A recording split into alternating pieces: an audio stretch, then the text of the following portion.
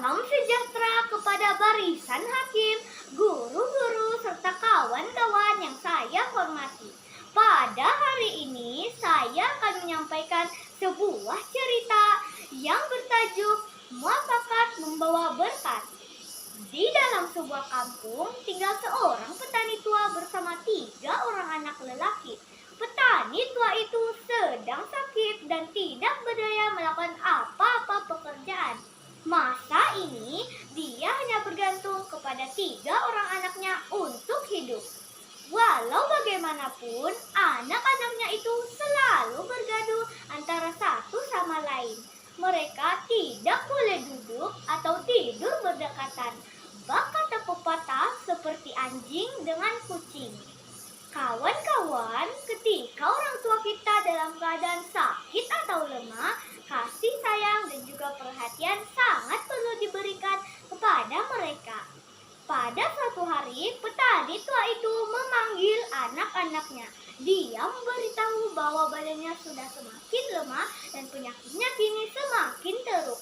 Dia sudah tidak mampu lagi membantu anak-anaknya mencari makanan.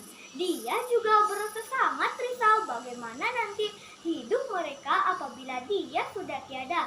Disebabkan mereka selalu saja bergaduh dan tidak pernah berdamai.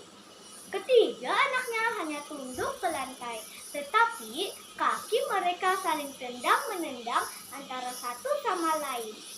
Si petani hanya menggeleng sedih melihat telatah anak-anaknya. Kemudian, si petani menambah lagi bahwa dia teringin sekali melihat kawasan rumah mereka bersih. Jadi, untuk sekali ini, si petani meminta tolong membersihkan halaman rumah dan membantu mengalihkan batu-batu yang terdapat di halaman rumah mereka ke tempat lain. Oleh kerana kasihan melihat bapak mereka, ketiga anak petani itu pun mengerjakan suruhan bapak mereka.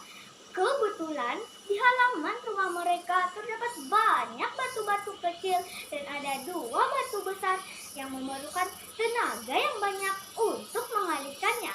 Batu-batu kecil sedikit demi sedikit berjaya dialihkan oleh ketiga-tiga anak petani itu. Kemudian si sulung mencoba mengangkat batu besar itu, tetapi tidak berjaya. Si petani yang melihat keadaan itu menyuruh anak tengah untuk membantu abangnya. Tetapi batu itu hanya beranjak sedikit saja daripada tempat asal. Kemudian si bongsu pula diminta membantu. Dengan langkah malas, si bongsu membantu kedua orang abangnya untuk mengalihkan batu besar itu. Berat sama dipikul, ringan sama dijinjing. Akhirnya, 2 batu besar itu berjaya dialihkan oleh ketiga-tiga mereka. Si petani mengingatkan kepada anak-anaknya tentang kejadian tadi, bahwa setiap pekerjaan yang dilakukan bersama-sama akan lebih mudah dan cepat diselesaikan. Dia juga meminta agar mereka menghentikan sikap yang selalu bergaduh dan belajar untuk berdamai dan saling bekerja sama melakukan sesuatu. Si petani yakin hidup anak-anaknya akan lebih baik walaupun dia sudah tidak bersama mereka lagi. Untuk pertama kali, ketiga anaknya tertunduk sambil mengalirkan air mata, sedih mendengar kata-kata bapak mereka. Mereka sedar dan insaf akan sikap mereka. Tanpa disuruh, si sulung menghulurkan tangan untuk bersalaman dengan adik-adiknya. Mereka berpelukan buat seketika dan berjanji untuk mengubah sikap mereka. Keesokannya, kesepian rumah dipecahkan oleh suara si bungsu meraung sambil menangis. Rupa-rupanya, petani tua itu sudah pergi untuk selamanya. Mengingatkan pesanan bapak mereka untuk saling berdamai dan saling bekerja sama melakukan sesuatu, si sulung mencadangkan supaya mereka menanam padi dan sayuran karena sayang kalau tanah yang sudah dibersihkan dibiar saja. Mereka pun bersetuju dengan cadangan itu. Selepas beberapa bulan, mereka melihat padi dan sayuran itu tumbuh dengan begitu subur.